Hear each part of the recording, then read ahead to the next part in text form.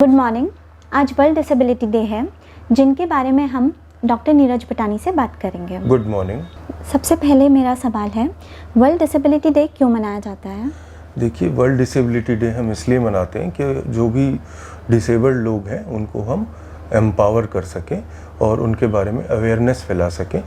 इस समय आप समाज में देखें तो बहुत सारे लोग डिसेबल्ड हैं जिनका हमें पता नहीं चलता है, हम उनकी एक्चुअल संख्या का अंदाज़ा नहीं लगा पाते। अगर हम गवर्नमेंट डाटा देखें तो 2% से लेकर और कई सामाजिक संस्थाओं का डाटा देखें तो 6% तक हमारी जनसंख्या डिसेबिलिटी से पीड़ित है किसी न किसी प्रकार की। तो हमारी पॉपुलेशन देखें जो 140 करोड़ हो गई है, तो करोड़ों लोग जो हैं हमारे देश और समाज में डिसेबिलिटी से पीड़ित हैं और सारी दुनिया में भी ऐसा ही है। तो इन लोगों को एम्पावर करने के लिए और इनके बारे में अवेयरनेस फैलाने के लिए हम वर्ल्ड डिसेबिलिटी डे मनाते हैं।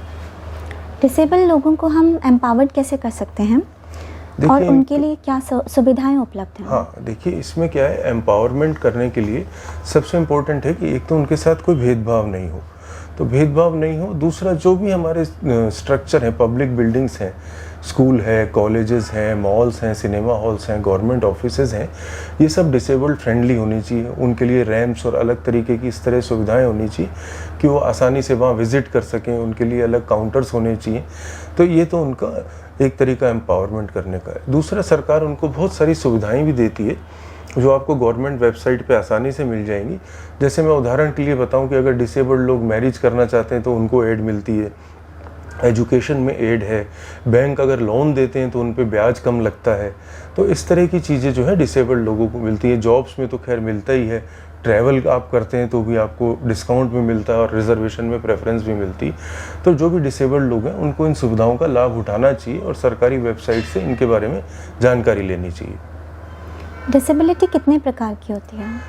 देखिए, डिसेबिलिटी कई प्रकार की हो सकती है और हमारी जो गवर्नमेंट है वो करीब 21 प्रकार की डिसेबिलिटी को क्वालिफाई करती है। तो इसमें मेन डिसेबिलिटी तो हम कहते हैं लोकोमोटर डिसेबिलिटी, जो न्यूरोलॉजिकल या ऑर्थोपेडिक कारणों से होती है, जिसमें मरीज जो है चलने फिरने में अच्छी तरीके से सक्षम नहीं होता।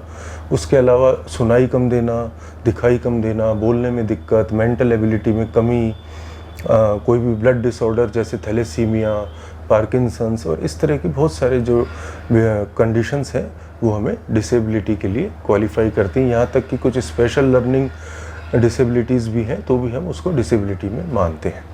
अक्सर बेंचमार्क डिसेबिलिटी सुनने में आता है, ये क्या है? हाँ, देखिए, बेंचमार्क डिसेबिलिटी एक गवर्नमेंट की तरफ से एक टर्म बनाया गया है जिसमें ये माना गया है कि अगर आप 40% से ज़्यादा डिसेबल्ड हैं तो ही आपको डिसेबिलिटी का बेनिफिट मिलता है। तो ये डिसेबिलिटी जो है डॉक्टर्स डिसाइड करते हैं और आपको अगर 40% से ऊपर डिसेबिलिटी का सर्टिफिकेट मिलता है तो आप सारी सुविधाओं के अधिकारी होते हैं। और ये 40% डिसेबिलिटी किसी भी एक डोमेन में हो सकती है, चाहे नज़र का हो, चाहे चलने फिरने का हो। तो इसलिए इसको बेंचमार्क डिसेबिलिटी कहते हैं। और अगर आपकी डिसेबिलिटी 80% से अधिक है तो उसको हम सीवियर डिसेबिलिटी कहते हैं। उसमें आपको और एडिशनल बेनिफिट मिलते हैं। तो ये जब आप डिसेबिलिटी सर्टिफिकेट बनाने जाते हैं, डॉक्टर से संपर्क करते हैं, तो उस समय ये चीज़ थोड़ी ध्यान रखने की होती है। डिसेबिलिटी प्रिवेंटेबल हो सकती है? हाँ जी हाँ, देखिए, डिसेबिलिटी के कई कारण हैं। तो जो मेन 3 ग्रुप अगर हम डिसेबिलिटी के माने कि क्या क्या कारण हैं, तो एक तो जन्मजात विकृतियाँ होती हैं, दूसरा न्यूरोलॉजिकल डिजीज़ होती है और तीसरा ट्रॉमा या ऑर्थोपेडिक कॉजेज़ होते हैं जो डिसेबिलिटी के प्रमुख कारण आप मान लीजिए। बाकी तो और बहुत सारे कारण हैं। तो जो नेचुरली जन्मजात विकृतियों का तो आप नहीं कर सकते, पर बहुत सारे न्यूरोलॉजिकल डिसऑर्डर प्रिवेंटेबल हैं। जैसे स्ट्रोक एक डिसेबिलिटी का बहुत बड़ा कारण है, पर स्ट्रोक में या ब्रेन अटैक में आप तुरंत हॉस्पिटल चले जाएं, आपको इंजेक्शंस लग जाते हैं, ट्रीटमेंट हो जाता है, डिसेबिलिटी से बच सकते हैं। इसी प्रकार से न्यूरोलॉजी की और बीमारियां हैं, पार्किंसंस, मल्टीपल स्क्लेरोसिस, न्यूरोपैथी, जो अगर आप जल्दी हॉस्पिटल चले जाएं अच्छी रिकवरी हो सकती है। ट्रॉमा एक बहुत ही प्रमुख कारण है, ऑर्थोपेडिक कारण डिसेबिलिटी का हमारे समाज में।